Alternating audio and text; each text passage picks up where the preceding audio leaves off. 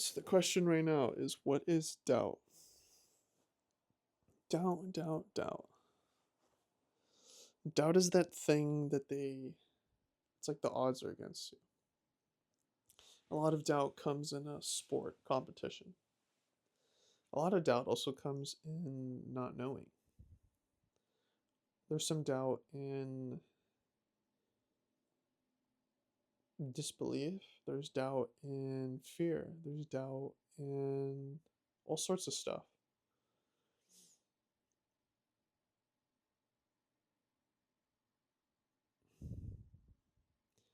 I know now that the reason I ever doubted anything was because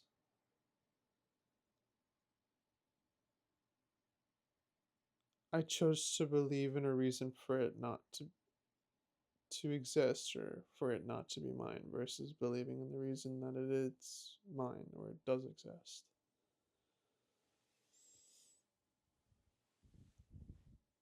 The reality is I'm 24 now, and one of the things I learned is that you are what you tell yourself. And if you keep listening to doubt, then you're going to be your doubts.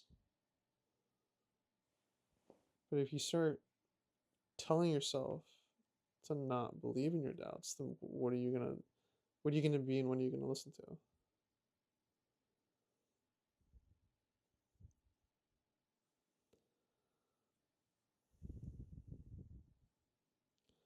There's so many ways to have opinions in so many different arenas of life, and this is certainly one of them. This whole concept of confidence and self security and this whole mental health thing.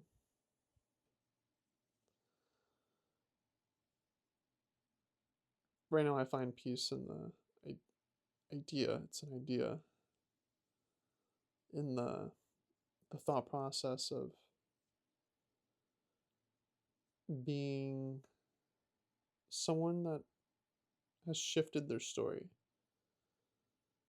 And this story I have of myself is not one that I have to seek external gratification to make real, or I don't have to go tell someone, like, hey, this is my story. I want you to believe it so that I can believe it.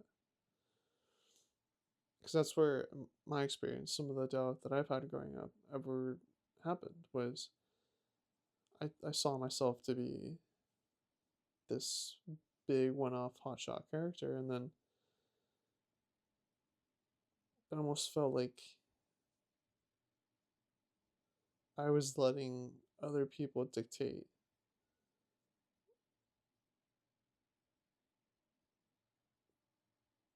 what I could and couldn't do, and then all of a sudden, that's when the doubt was shown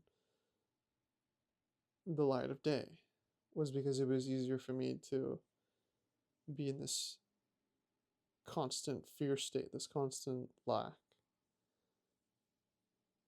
because I was, again, choosing to believe the side of the story where it was like, oh, that doesn't exist, or oh, that's not for you. But then, having had been someone who, for a number of years, believed in those doubts, and even reflecting back and recognizing, like, oh, I get why that happens amongst this particular crowd.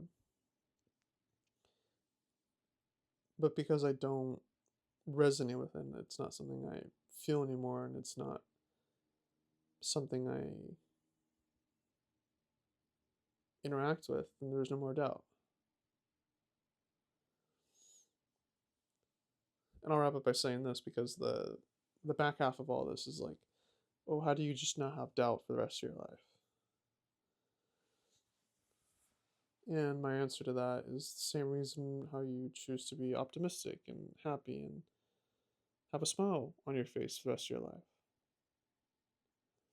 Just in the same way that people will agree to accept the idea that there are these waves of life, this up and down, this kind of like balance, so to say.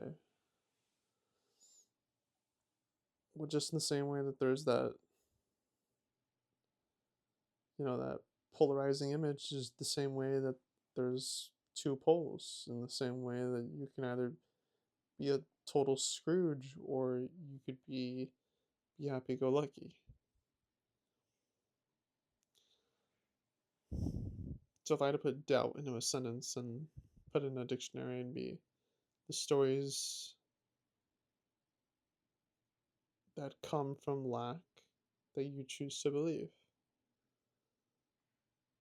Because if you were to take the opposite of that, which is the stories that come from abundance and optimism and love that you choose to believe, I don't know if you'd call that doubt. I don't call that doubt.